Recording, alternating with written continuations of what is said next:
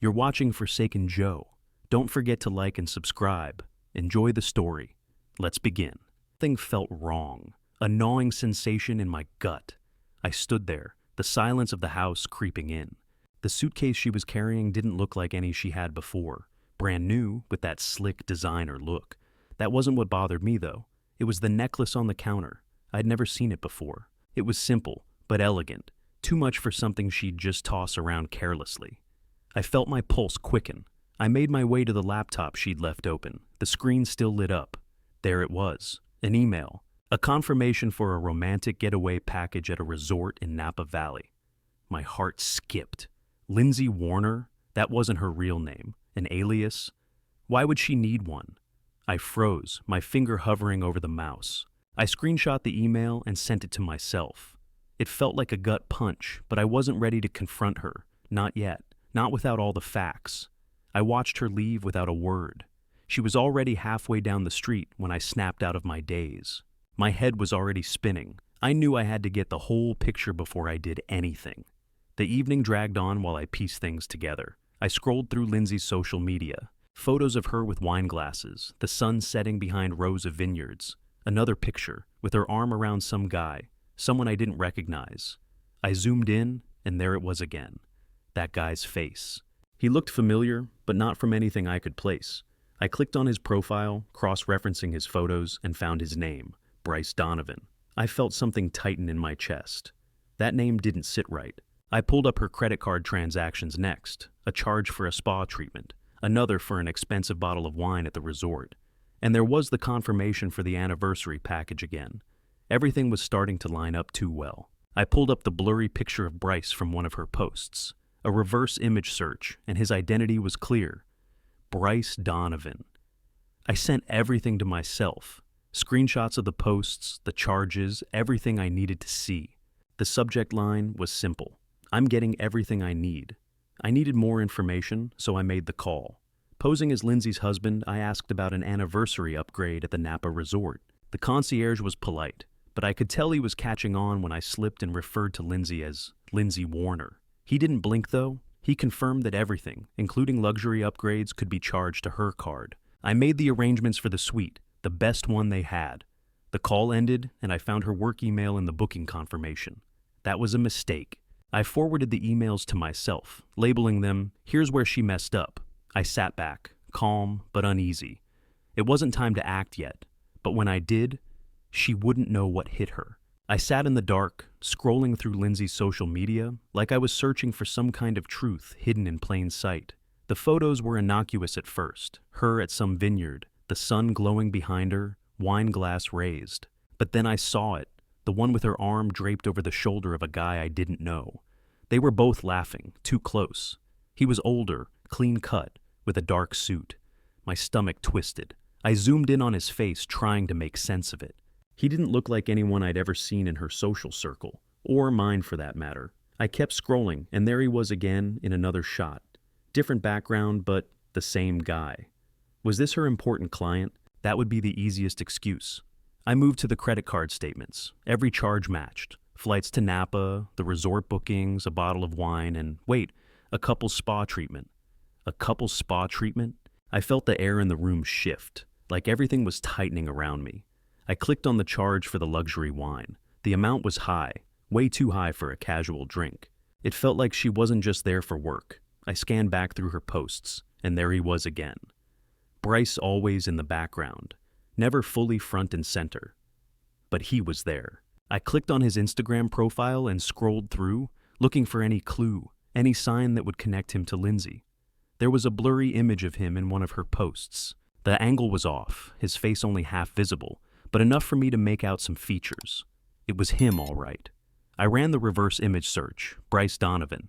I sat back, letting the name settle into my chest. That name hit harder than I thought it would. I didn't know him. I didn't know her connection to him.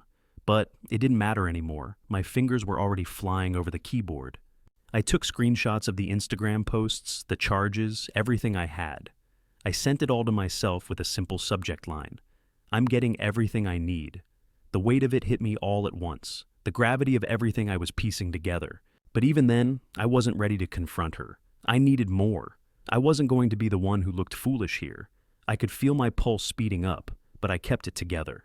This wasn't about jumping the gun. It was about control, about making sure I had it all before I said a word. She was slipping. I could see it in every move she made, each post, every charge. I was watching her unravel, piece by piece, and I wasn't going to let her get away with it. I stared at the screen for a moment longer, trying to calm the storm inside me. One step at a time, the next move would come soon enough. But tonight was for gathering everything I needed. The phone call rang once, twice, and then a voice came through, smooth and polite. "Napa Valley Resort, how can I assist you today?" I cleared my throat. "Hi, I'm calling about an anniversary surprise for my wife, Lindsay Warner. I was wondering if I could arrange an upgrade to your best suite for her. I'm planning something special." I forced a smile that I knew wasn't reaching my eyes. "Of course, sir. I'd be happy to assist," the concierge replied, his tone professional. "We offer several upgrade options depending on your preferences. May I confirm that you're looking to charge everything, including any add-ons, to the room under Ms. Warner's account?" "That's right," I said, my voice steady. "I'd like all the charges to go to her account, including any luxury packages you offer. Can we make sure she has the best experience possible?" A brief pause. "Certainly, Mr. Warner. Just to confirm, you mentioned her name is Lindsay Warner?" His voice was still polite, but there was a shift, a subtle hesitation. I caught it. "Yeah, that's her full name." I kept it casual, too casual, and my heart thudded as I felt the doubt creep in. I hadn't realized it before, but now the name Lindsay Warner didn't sound right coming out of my mouth. It was too clean, too perfect, and not the name she'd used on everything else. But I didn't let it slip. "Very well, Mr. Warner," the concierge continued, and I could tell he was processing something. "I'll go ahead and make the arrangements for the best suite and include all luxury add-ons for your wife's stay. I'll need a moment to finalize everything." I waited, feeling the seconds drag. I could hear him typing on the other end, his voice still polite, but with the undertone of someone who had caught on to something. "Everything's been confirmed, Mr. Warner. The upgrade to the suite has been secured, and all additional charges will go to Ms. Warner's account as requested."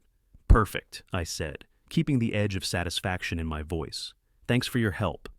I hung up before he could say anything else.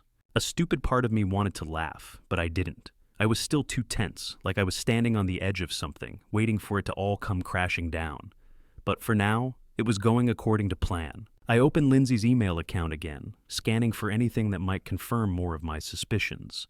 The work email. I clicked through the threads, not bothering to care what I had to go through to get to the information I needed. I found the reservation confirmation. I had to stop myself from gritting my teeth as I forwarded the whole damn thing to my own inbox. The subject line I wrote was simple. "Here's where she messed up." I sat back, the weight of it starting to settle in. All the pieces were there, even if I still didn't have the full picture. I wasn't about to jump into a confrontation just yet. There was more to uncover, more to make sure I had locked down before I made any moves. The night went on, but the unease didn't go away. There was still a quiet voice in my head, telling me I wasn't done, not by a long shot. I couldn't afford to be wrong, and I sure as hell wasn't going to make a mistake. Every step mattered. I leaned forward again, pulling up the confirmation email one more time. I wasn't about to let this slip away from me. Not until I had everything, every last detail. When Lindsay walked through the door, I didn't move. I stayed on the couch, just watching her, the way you watch someone in a movie when you already know how it's going to end. She stood there for a second, looking at me, then smiled too wide, too bright. "Hey, babe," she said, her voice a little too high-pitched. "You wouldn't believe how amazing the trip was. The vineyards, the food, the whole thing. It was perfect." I didn't say anything right away, just let the silence hang between us for a beat longer than usual. She shifted, clearly expecting some kind of response. She hadn't even taken her coat off yet. "Sounds great," I said flatly, my eyes never leaving hers. "I'm glad it went well." Lindsay made a move to hang up her coat, still keeping that overly cheery tone, like she was trying to sell me on the whole trip. "Oh, it was better than I expected. I mean, the client I met with was..." She paused, then caught herself. "Well, you know, important. Really important. I didn't let it slide. Not this time." "Who was the client?" "Bryce Donovan?" I asked, watching her carefully. I was testing the waters, seeing if she'd flinch. She froze for a split second, her eyes darting away from mine. She was good, maybe too good, but not good enough. Bryce? No, he was just... Her voice cracked a little, then she caught herself again. He was just there. A colleague, but the meetings, they were intense. Really productive. I could feel her avoiding my gaze now. That wasn't like her. She'd always been good at making eye contact, but now? Now she was keeping her focus somewhere else, like she was trying to stay in control of something, maybe even herself. Uh-huh, I said, leaning back into the couch, feigning disinterest. Sounds like you were really busy. Wasn't Bryce with you at the resort, though? I saw a couple of pictures. You two seemed close. I watched her face twitch. Just the slightest shift. A flurry of emotions, maybe guilt, maybe annoyance, but she quickly masked it with another wide smile. I told you, Mark. He's just a colleague. There's nothing... She stopped herself again, like she knew she was digging herself into a hole. Right, I said, letting the pause stretch out. A colleague. So, the spa treatment you got? That was for work too, right? Her hands went still for a second as she pulled a glass from the cabinet. I don't understand what you're getting at, she said, not looking at me. She was trying to play it cool, but the stiffness in her posture was impossible to miss. Just wondering, you know, I said casually, how much of your business trip was really business? It just seems like a lot of luxury for a client meeting. Lindsay finally turned around, her face now painted with frustration. Why are you questioning me like this, Mark? I told you everything already. Can't you just trust me for once? I didn't blink. I trust you, I said, my voice flat.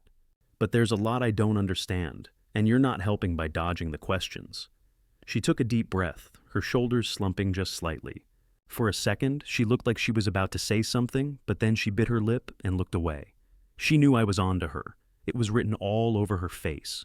I let the silence hang between us for a few seconds. I didn't need to push further. Not yet. You know, Lindsay, I said, finally breaking the silence, I don't get it. I thought we were past all this. You said we were going to work on our trust issues, but you're acting like I'm the problem here. Like you don't even want to be honest with me. Don't you think I deserve that? She didn't answer. She couldn't. I could see the wheels turning in her head, the panic rising behind her eyes. She didn't know how long I'd been watching, how much I already knew. In that moment, I realized something. She wasn't just hiding the truth from me. She was scared that I was already too close to it, scared that I might be about to take the rug out from under her. The more she avoided me, the more I knew. She knew I was on to her, and that only made the next step that much more satisfying. I stood up slowly, my hands steady. I didn't want to waste any more time with words. I needed her to see it all at once, everything she'd been trying to hide. Lindsay, I said, my voice calm, almost too calm. I think it's time you saw something. I walked over to the counter and grabbed my phone. The screen lit up with the screenshots I'd taken. Here's your anniversary package confirmation. All the extras, the spa treatments, the charges to Lindsay Warner. I slid my phone across the table. Here's a couple of Instagram posts too. You with Bryce. She hesitated for a second before picking it up, glancing at the screen. I watched her face change, the color draining from it, the blood running cold. She blinked rapidly, like she was trying to convince herself this wasn't happening. I don't understand, she stammered, pulling back. Mark, it was just a work trip. You're reading too much into this. I crossed my arms. A work trip, huh? That's funny because when I look at this, I tapped the image of the resort's luxury suite upgrade. And the spa charges, it doesn't seem like much of a business expense. Lindsay's fingers trembled as she set the phone down, her mouth opening and closing like she was searching for something to say. I told you, Mark. I told you it was just business. Her voice was higher now, desperate. You know how important this client is to me. I was just trying to do a good job. Don't lie to me, I cut her off. You think I'm stupid? Do you really think I'm buying this? The spa, the wine, the romantic getaway package? That's not business. That's a vacation. And not just any vacation, either. Her lips pressed into a thin line, her chest rising and falling rapidly as she tried to keep her composure. I didn't mean for it to happen. It was a mistake I stayed silent, letting her try to piece together a defense that wasn't coming. The truth was already out. Her eyes welled up, the guilt and fear flooding in. I don't know what happened, okay? I was confused. I needed something new, something different. I didn't know how to deal with it, so I I did something stupid. I didn't react. I just stared at her, watching her crumble. The tears, the excuses, none of it mattered anymore. I'm calm right now, Lindsay, I said, my voice tight with restraint. But you've already crossed a line, and I'm not about to let this go. Her head dropped, and she started to shake her head, like she was trying to will the situation away. I never wanted to hurt you, Mark. You have to believe me. I didn't know how to fix it, how to fix us. I thought it was just a phase, a mistake. I didn't want it to end like this. I let out a breath, my hands curling into fists at my sides. You already ended it, Lindsay. You ended it the second you made the choice to betray me. She tried to reach for me, her voice breaking. Mark, please, let's fix this. We can fix this. I can make it right. Just give me a chance. I've already made it right. I interrupted her, my words sharp. I contacted Rachel. Bryce's wife, Lindsay, froze. All the blood drained from her face. Her mouth opened, but nothing came out. Rachel knows everything, I said, letting the weight of it hang in the air. She knows about you and Bryce. She's already making her own plans. She'll be filing for divorce soon enough. I didn't even flinch as I said it. It wasn't a threat, it was just the truth. Her eyes widened in horror. No, Mark, you didn't. Her voice trembled as she whispered, You didn't tell her, did you? I didn't answer right away. I let the silence speak for itself. Then I said, She already knows, Lindsay. You're not the only one who's been lying. Lindsay's face crumpled then, the mask of defensiveness cracking wide open.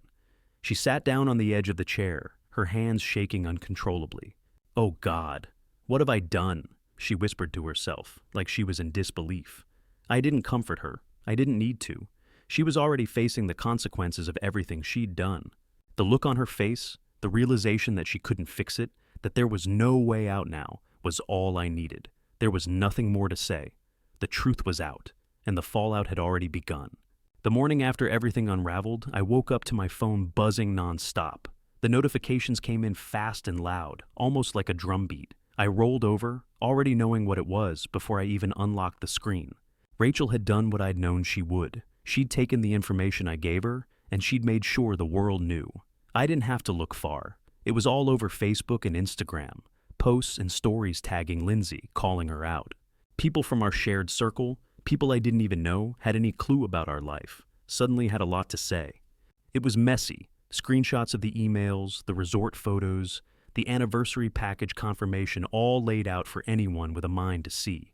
Bryce and Lindsay's faces were splashed all over it. When you lie to everyone around you, but think no one will find out. That was the headline Rachel posted with one of the images. Lindsay's world was already falling apart. Her colleagues, people she thought were her friends, were weighing in. I saw posts from her work associates, one tagging her with the words, "Never thought you'd be the kind of person to cheat, Lindsay." Disappointed, another comment. Guess the Napa trip wasn't about business after all. Shame on you. I didn't feel a flicker of guilt or regret. I was past that. This wasn't about revenge. It was about the truth coming out. The truth I'd been sitting on. The truth Lindsay had thought she could hide forever. I scrolled through her feed, my thumb pausing on every post that tagged her. I saw her friends leaving comment after comment, pulling away, unfollowing, or outright confronting her. One of her closest friends had posted a message. "I thought I knew you, Lindsay. I guess I was wrong." It was a public execution, but Lindsay had put herself on the scaffold. I had nothing to do with that. I wasn't the one who'd made the choice to destroy everything. She did that. And now the pieces were scattered. I could hear her in the other room, frantic, pacing back and forth, trying to delete posts, trying to respond to the comments. She was frantic, like a trapped animal, her hands shaking as she typed out desperate messages. I just sat there, leaning back in the chair, watching the storm. No anger, no rage, just a strange sense of calm, like I'd already left this behind. I'd done what I needed to do. It wasn't over for her. It wouldn't be for a while. Her phone kept buzzing, more messages, more notifications. She didn't even notice I was in the room anymore. She was completely absorbed in the wreckage of her own life. I snapped a few pictures of the comments, the social media posts, her desperation. I wasn't doing it for anything other than to remind myself of why I had to do this. I sent the photos to myself with a simple note. She deserves this. Lindsay was in full damage control mode. I could hear her talking to someone on the phone, probably one of her PR contacts, trying to spin some version of the truth that would make her look like the victim. But it was too late. The trust was gone. People were seeing her for what she really was now, and there was nothing she could do to put the pieces back together. She came into the living room at some point, holding her phone like a shield, her face pale and drawn. "Mark, I didn't mean for any of this to happen." "Please," she said, her voice low, but there was no fight left in her. "I'll fix it. I'll fix everything. Just give me a chance." I looked at her, the same woman who'd spent weeks lying to me, to everyone. "You can't fix this," I said, my voice steady. "You can't fix what you broke."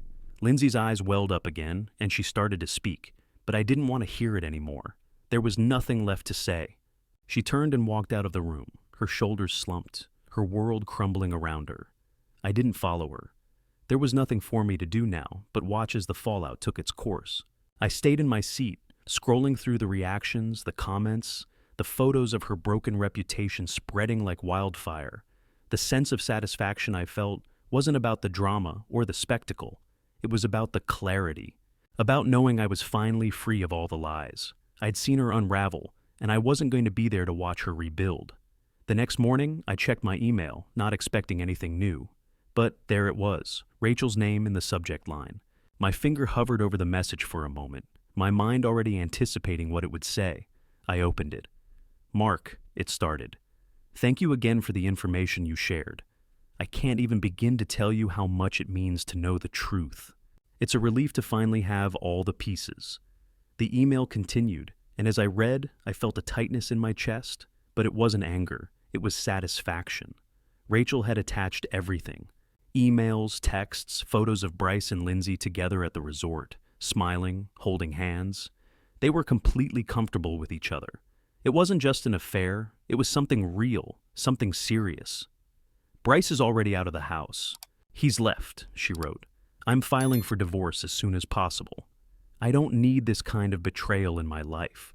I'm also taking steps to make sure it doesn't affect our kids." I didn't feel any sympathy for him, none. He was a coward, and now he was paying for it too. But the part of the email that really got me was the last line. "I've also sent an email to the board of directors at Lindsay's nonprofit. They should know the truth about the kind of person they're supporting."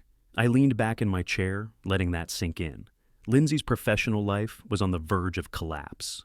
The nonprofit where she'd worked as an executive for years, her safe place, her identity, was now tainted.